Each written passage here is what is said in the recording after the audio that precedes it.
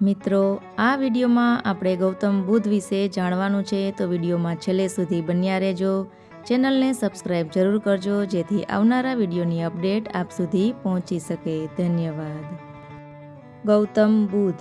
ગૌતમ બુદ્ધનો જન્મ ઈસવીસન પૂર્વે 563માં વૈશાખ મહિનાની પૂર્ણિમાના દિવસે થયો હતો. તેમનો જન્મ નેપાળના કપિલવસ્તુ નજીક લુંબિની નામના સ્થળે શાક્ય કુળમાં થયો હતો. તેમના પિતાનું નામ રાજા શુદ્ધોદન અને માતાનું નામ રાણી મહામાયા હતું. કહેવાય છે કે તેમનો ઉછેર તેમની માસી ગૌતમીએ કર્યો હતો, તેથી તેઓ ગૌતમ તરીકે ઓળખાયા. 29 વર્ષની વયે તેમને ગૃહત્યાગ કર્યો હતો. સિદ્ધાર્થ ગૌતમનું જીવન, જેને આપણે બુદ્ધ કહીએ છીએ, એક દંતકથા અને પૌરાણિક કથામાં સંતાયેલું છે. મોટાભાગના ઇતિહાસકારોનું માનવું છે કે એ એક એવા વ્યક્તિ હતા જેના વિશે આપણે ખૂબ ઓછા લોકો જાણીએ છીએ. કપિલવસ્તુના રાજા શુદ્ધોદનને કોઈ સંતાન ન હતું. આ કારણથી સંતાનની લાલસામાં તેમણે 2 વખત લગ્ન કર્યા, જેમાં મોટી રાણીનું નામ મહામાયા અને નાની રાણીનું નામ પ્રજાપતિ હતું. આધેડ વય સુધી દાન અને દેવતાઓની પૂજા કર્યા પછી પણ બાળકનું સુખ મેળવી શક્યા નહીં. તેમના રાજ્યમાં સુખ, શાંતિ અને સમૃદ્ધિ બધું જ હતું, પણ વારસદાર ન હોવાથી શુદ્ધોદનને એ બધું નિરર્થક લાગતું. રાજા પ્રજા સૌ કોઈ પુત્ર પ્રાપ્તિની રાહ જોતા હતા. ત્યારે દેવોએ બોધિસત્વનો અવતાર લેવા વિનવ્યા. અષાઢી પૂનમના તહેવારે મહામાયાને એક દિવ્ય સ્વપ્ન આવ્યું. સ્વપ્નમાં પૂર્વ, પશ્ચિમ, ઉત્તર, દક્ષિણ એમ 4 દિશાના દેવો આવ્યા. તેમને માયાદેવીનો પલંગ ઉચક્યો અને જાદુઈ શેતરંજી માફક ઉડ્ડયન કરતો ગામને નગર વટાવટો તો હિમાલયના શિખરો પાસેના એક પવિત્ર સરોવર પાસે આવ્યો. ત્યાં 4 રાણીઓએ માયાદેવીનો સત્કાર કર્યો. સુગંધી દ્રવ્યોથી તેને સ્નાન કરાવી, દિવ્ય વસ્ત્રાભૂષણથી શણગારી, એક સુંદર મજાના સુવર્ણ પ્રસાદના વરંડામાં પલંગ પર સુવડાવી. ત્યાંથી તેની નજર દૂર દિવ્ય તેજપુંજમાં સ્નાન કરતા એક ઉત્તુંગગીરી પર પડી. એના શિખરો પર એક શ્વેત હાથી ફરતો હતો. હાથીની સૂંઢમાં સુંદર શ્વેત પદ્મ હતું. માયાદેવીની ત્યાં નજર પડતા જ હાથી ગતિથી પર્વત ઉતરી એ સુવર્ણ પ્રસાદમાં આવ્યો. એના આગમનથી જાણે વિજય ડંકા વાગવા લાગ્યા. માયાદેવીની 3 વાર પ્રદક્ષિણા કરી. દક્ષિણ બાજુ બંધીએ જાણો તેની કુખમાં પ્રવેશ્યો ને રાણીની આંખ ખુલી ગઈ. આ સ્વપ્નથી અતિ પ્રસન્ન થઈને રાણીએ તેના પતિને વાત કરી. રાજાએ પ્રાતઃકાળે સ્વપ્ન પાઠકોને બોલાવીને સ્વપ્નનું ફળ પૂછ્યું. તેમને ખુલાસો કર્યો કે રાણી એક અલૌકિક બુદ્ધિવાળા પુત્રની માતા બનશે. જે પુત્ર કાં તો ચક્રવર્તી રાજા થશે અથવા તો પૃથ્વી પરની અજ્ઞાનતા અને પાપ બોજને દૂર કરનારો મહાપુરુષ થશે. હિન્દુ પૌરાણિક કથાઓ અનુસાર ગૌતમ બુદ્ધને ભગવાન વિષ્ણુનો 9મો અવતાર માનવામાં આવે છે. બૌદ્ધ ધર્મના સ્થાપક ભગવાન ગૌતમ બુદ્ધનો જન્મ વૈશાખ મહિનાની પૂર્ણિમાની તારીખે થયો હતો. તેથી જ આ દિવસે બુદ્ધ પૂર્ણિમાને જન્મ જયંતિ તરીકે ઉજવવામાં આવે છે. કહેવાય છે કે આ દિવસે બૌદ્ધ ધર્મના સ્થાપક ગૌતમ બુદ્ધનો જન્મ થયો હતો. માતા મહામાયા નવજાત શિશુ સાથે કપિલવસ્તુ પરત ફર્યા. નામકરણ વિધિ પછી 5મા દિવસે બાળકનું નામ સિદ્ધાર્થ રાખવામાં આવ્યું. સિદ્ધાર્થ એટલે જેનો બધા જ અર્થ સફળ થઈ ગયા છે તે. તેમના ગોત્ર ગૌતમ મુનિના કારણે તેઓ સામાન્ય લોકોમાં સિદ્ધાર્થ ગૌતમના નામથી પ્રખ્યાત થયા. ત્યારબાદ મહાત્મા બુદ્ધે તેમનું પ્રારંભિક શિક્ષણ ગુરુ વિશ્વામિત્ર પાસેથી મેળવ્યું હતું.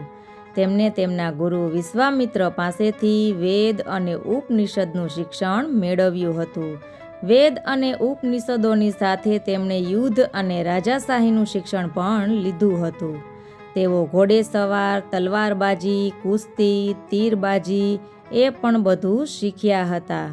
અને પછી 16 વર્ષની ઉંમરે સિદ્ધાર્થના લગ્ન રાજકુમારી યશોધરા સાથે થયા. તેમની પત્ની યશોધરા સાથે તેઓ ઋતુ પ્રમાણે પિતા દ્વારા બનાવેલા ભવ્ય મહેલમાં રહેવા લાગ્યા અને આનંદથી જીવન વિતાવવા લાગ્યા. તેમને એક પુત્ર પણ પ્રાપ્ત થયો, જેનું નામ તેમને રાહુલ રાખ્યું હતું. એક દિવસ ભગવાન બુદ્ધે શહેરની મુલાકાત લેવાનું વિચાર્યું. તેમણે પોતાની ઈચ્છા સારથી સામે મૂકી અને નગર યાત્રાએ નીકળી ગયા. તેઓ સિદ્ધાર્થ નગરમાં વિહરતા હતા. ત્યાં તેમણે એક વૃદ્ધ માણસને જોયો. વૃદ્ધ માણસ બરાબર ચાલી પણ શકતો ન હતો. સિદ્ધાર્થ સમક્ષ આ મૂંઝવણ બહુ થવા લાગી, કારણ કે તેમણે આજ સુધી કોઈ વૃદ્ધને આ રીતે જોયો ન હતો.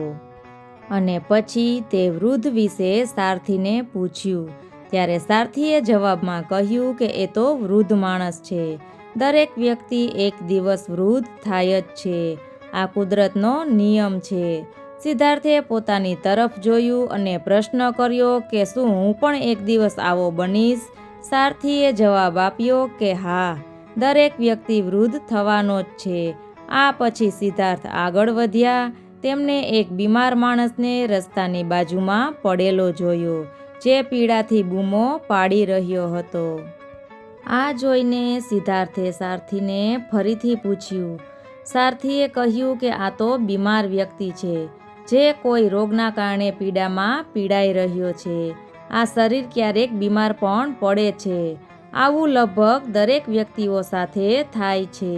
આ બંને ઘટનાઓ જોઈને ગૌતમ ખૂબ જ પરેશાન થઈ ગયા અને તેઓ આગળ વધ્યા. આગળ જતા રસ્તામાં તેમને શબયાત્રાને જોઈ. કેટલાક માણસો એક માણસની લાશ લઈને જઈ રહ્યા હતા. સિદ્ધાર્થે ફરીવાર સારથીને પૂછ્યું. ત્યારે સારથીએ ફરીથી સિદ્ધાર્થને જવાબ આપ્યો, એક દિવસ માણસને મરવાનું જ છે. આમાંથી કોઈ બચી શકે તેમ નથી. આ બધું જોઈને સિદ્ધાર્થના મનમાં ખળભળાટ મચી ગયો. તેનું મન સાંસારિક જીવનમાંથી ઉઠી ગયું. પછી એક દિવસ રાત્રે કોઈને કહ્યા વગર તેમને ઘરને છોડી દીધું. તે સમયે ગૌતમની ઉંમર લગભગ 29 વર્ષની હતી.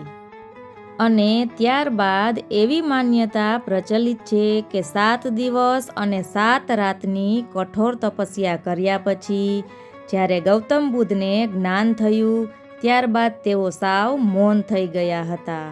તેમના મૌનથી આખું દેવલોક ધ્રુજી ઉઠ્યું હતું. બધા દેવતાઓ વિચલિત થઈ ગયા અને વિનંતી કરવા લાગ્યા, હે બુદ્ધ, તમારું આ મૌન તોડો અને આ દુનિયાને સાચો રસ્તો બતાવો.